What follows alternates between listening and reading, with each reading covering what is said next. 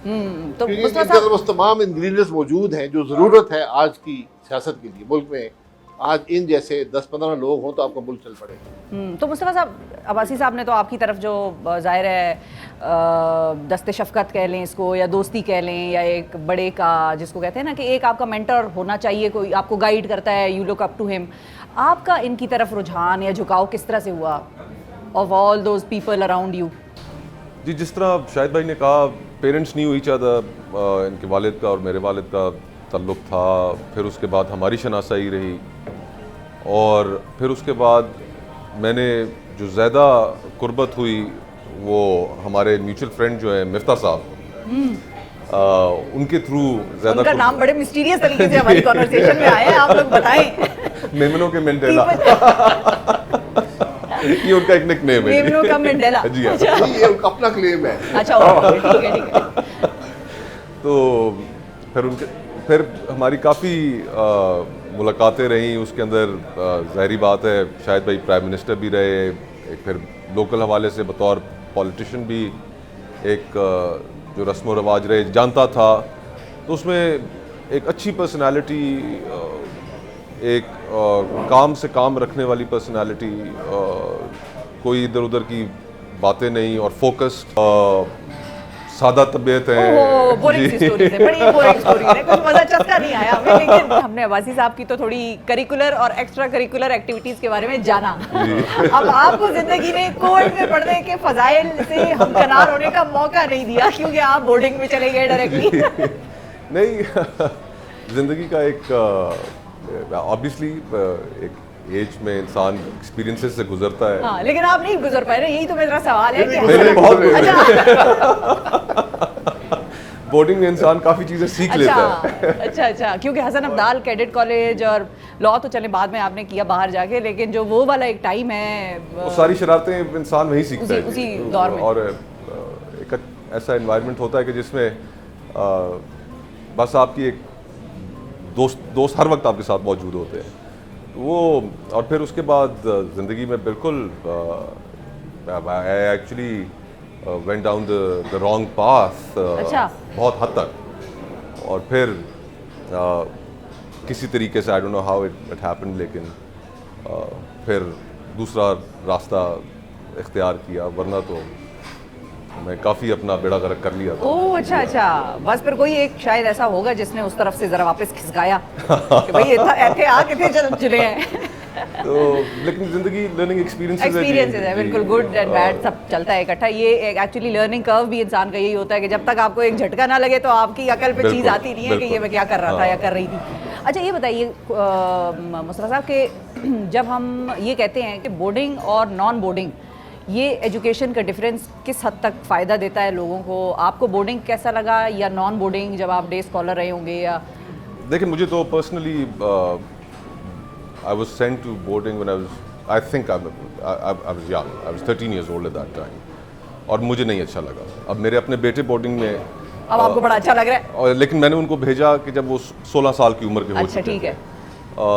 तो मेरे ख्याल से यंग एज और इससे भी बहुत कम उम्र में बच्चे जाते हैं। 7-7, 8-8 साल की उम्र में भी बच्चे जाते हैं, 11 साल की उम्र में भी जाते हैं। तो आई थिंक वो ज़रा एक काफ़ी जल्दी होता है। तो 16 साल की उम्र में मेरा जो एक्सपीरियंस है अपने बच्चों के साथ, अब वो बोर्डिंग में और 16 साल की उम्र में होने की वजह से आई थिंक वो अपनी काफ़ी चीज़ें बेहतर हैंडल कर सकते हैं एज अपोज टू एक 13 साल का बच्चा जिसको कुछ समझ नहीं होता, बस रगड़ा ही खा रहा है, कभी इधर से बुली हो रहा है, कभी वहाँ से बुली हो रहा है। I didn't like that. तो बाकी एक डिसिप्लिन थोड़ा सा आ जाता है आपकी ज़िंदगी में। It prepares you for the life ahead. I think रगड़ा खा के वैसे जो सबक सीखता है इंसान वो कम ही सीखा जाता है। बंक कितना किया वैसे आपने? बंक किया कोई? हाँ, भाग जाना, गायब हो जाना, पीछे से घर कॉलेज चली गई, ओ खोकर साहब का पुत्र गायब हो गया है, ढूंढो। जी, ये मैंने बहुत किया। और शरारतें ऑफ कोर्स करते थे वहाँ पर, जब और कुछ लाइक माइंडेड जब दोस्त मिल जाए तो but end of the day देखिए, यही एक्सपीरियंसेस होते हैं जो इंसान को ज़िंदगी में कुछ सिखाते हैं, कुछ लेसन्स होते हैं। और I still carry those lessons with me and बिल्कुल सही। लर्निंग भाई, लर्निंग होनी चाहिए बच्चे की। अच्छा अब्बासी साहब ये बताइए कि अब थोड़ा सा उस सियासत की तरफ आ जाते हैं, हमने अच्छी खासी गपशप आप लोगों के साथ लगाई। जब आपने ये फैसला किया कि आप PMLN से साइड पे हो रहे हैं या हो जाएंगे शायद, वो कौन सा मोमेंट था जब आपको लगा कि पार्टी के साथ आपका इख्तलाफ इस लेवल तक चला गया है या लीडरशिप के साथ कि now you can't stay a part of it? देखिए, मेरा कोई ज़ाती इख्तलाफ किसी से नहीं था। मेरा तो बहुत एक कुर्बत का, एक इज़्ज़त का रिश्ता मियां नवाज शरीफ साहब के साथ रहा है। तो और मैं 35 साल मुस्लिम लीग नून में रहा पहले दिन से, और मैंने कभी सोचा नहीं था कि मैं मुस्लिम लीग नून छोड़ूंगा। कभी मैंने सोचा नहीं था। इंसान छोड़ के किसी दूसरी जमात में जाता है ना जी, बहुत मुश्किल मराइल भी आए, बड़ा दबाव भी आया, लेकिन मैंने कभी सोचा तक नहीं। मुझे मुस्लिम लीग नून ने वज़ीर-ए-आज़म बनाया, वज़ीर भी बनाया, वज़ीर-ए-आज़म भी बनाया, इसमें कोई शुबा नहीं है। मैंने कभी उनको मायूस नहीं किया। मियाँ साहब का मुश्किल वक्त का कि हम साथी थे, लेकिन सियासत का मकसद होना चाहिए। और हमारा हमेशा मुस्लिम लीग नून की, मैं सियासत को हमेशा बेहतर समझता रहा, और सियासत ये थी कि वोट को इज़्ज़त दो, जिस पर पूरा पाकिस्तान मुत्तफ़िक था, और वो मुस्लिम लीग नून की सियासत का रूज था। लेकिन मुस्लिम लीग नून ने जब अपनी वो असूल छोड़ दिया और वहीं पर आगे जब दूसरी जमातें थीं कि इक़्तिदार को इज़्ज़त दो या हर कीमत पर इक़्तिदार हासिल करें, अपने असूल छोड़ दिए, तो मैंने बहुत कोशिश की, बातचीत भी की अपनी लीडरशिप से। मेरा ताल्लुक़ मियां नवाज शरीफ साहब से था। मैं उनको जाके लंदन मिलता रहा, मैंने उनको बताया कि ये मुश्किलात हैं, ये परेशानियां हैं, इसके ये असरात होंगे। बहरहाल उनकी अपनी सोच थी, मैं उनकी सोच का एहतराम करता हूँ। सही है। तो एक दिन फिर मैंने फैसला किया कि मैं अब इस सोच के साथ नहीं चल सकूँगा, तो मैंने उनको आगाह कर दिया डायरेक्टली मियाँ साहब जी जी। हुकूमत भी थी, और मैंने कहा जी मैं अगला इलेक्शन नहीं लड़ सकूँगा। अभी हुकूमत के 6-7 महीने रहते थे जो 2023 में, तो मैं कहा जी मैं इलेक्शन नहीं लड़ सकूँगा। और फिर जब इलेक्शन आया तो मैंने इलेक्शन ही नहीं लड़ा, ताकि कोई ये ना तो महसूस करे कि शायद ये किसी मफाद के लिए ये, तो वो बहुत मुश्किल काम होता है। मैं हकीकत से आपको कहता हूँ बहुत, क्योंकि एक तो आपकी ज़िंदगी भर का रिश्ता होता है, और सिर्फ वो सियासत नहीं बल्कि ज़ाती ताल्लुकात भी इसी की बुनियाद पे होते हैं।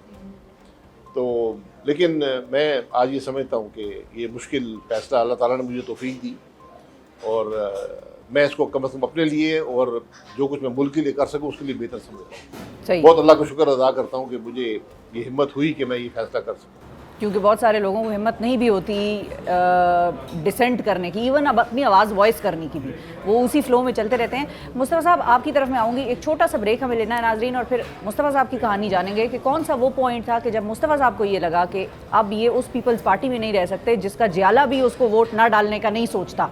तो ये तो बीइंग देयर लीडर, उस पार्टी की, उस जमात के एक अहम नुमाइंदे के तौर पर ये फैसला कैसे करते हैं कि हम अब शायद साथ ना चल सकें। मुस्तफ़ा साहब आपसे अब मैं जानना चाहूँगी वो कौन सा पॉइंट था जब आपने ये हिम्मत की और आपने सोचा कि अब शायद ये रास्ते अलग होने हैं? मेरी सोचने का अंदाज़ ये था कि यार पार्लिमान का मेंबर मैं रह चुका हूँ, सेनेट का मेंबर मैं रह चुका हूँ, इससे पहले मैं मुशीर रह चुका हूँ, मैं सारे निज़ाम को बहुत करीब से देख लिया है।